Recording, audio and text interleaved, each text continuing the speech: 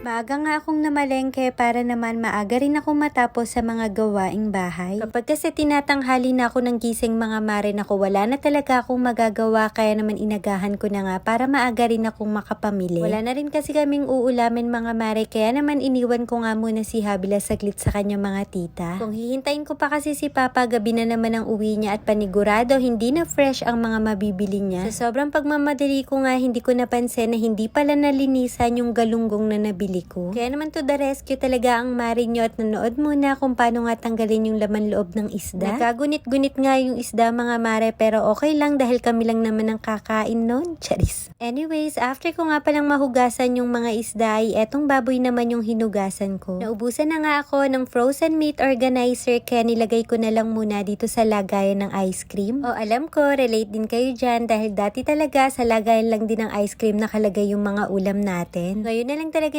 uso yung mga rough organizer or yung mga aesthetic na mga lagayan. Naubusan na nga ako na mapaglalagyan mga mare kaya naman nilagay ko na nga lang sa plastic. Dinoble-doble ko nga yung plastic at nilagay ko nga rin yan sa malaking garapon mga mare dahil ayoko talaga ng madudumihan or matutuluan yung rep ng dugo. Mas maganda na kasing maayos para madalingan linisin kapag nadumihan yung rep. Anyways, after ko nga palang mahugasan, eto na lahat ng napamili ko. Etong mga pinamili ko nga pala mga mare ay umaabot sa amin ng 2 linggo o higit pa. At dahil nga 3 lang kami sa bahay, depende pa rin yan mga mare dahil minsan bumibili lang kami ng ulam or minsan naman ay kumakain kami sa labas. Bumili nga rin pala ako dyan ng mga gulay at prutas mga mare kaso hindi ko na nga nasama. Anyways, after ko nga palang maayos yung pinamili ko ay nagbayad lang kami ni Habila ng tubig. Sunod nga yung umakyat na rin kami dito sa kwarto para naman patulugin siya at para makapag-exercise na nga ang mare nyo. Medyo naglalambing pa nga dyan ng bata mga mare dahil ayaw talaga niyang matulog at gusto niya nga ay maglalaro lang kami maghapon.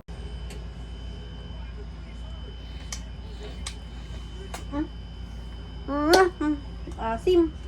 Anyways, after ko nga palang mapatulog si Habila ay bumaba na ako para naman makapag-exercise na. Sabi ko nga sa inyo mga mare kapag may oras ako ay pinipilit ko talagang makapag-exercise araw-araw. Pero syempre kapag alam kong magiging busy ako at marami akong gagawin mga mare ay nagpapahinga rin naman ang mare nyo. Hindi naman ako si Wonder Woman dahil napapagod rin naman ako. Charis. Pero sa totoo lang mga mare, napakasarap sa pakiramdam kapag nagkakaroon ka ng oras sa sarili mo at nagagawa mo nga yung gusto mo. Bukod kasi sa pakiramdam na napakalakas mo ay tumataas din yung self-confidence mo. Anyways, after nga ng 30 to 40 minutes ng pag-e-exercise ay eto, natapos na ang mare nyo. At tignan nyo naman, tagaktak talaga ang pawis. Anyways, yun na lang muna mga mare for today's video. See you on my next vlog.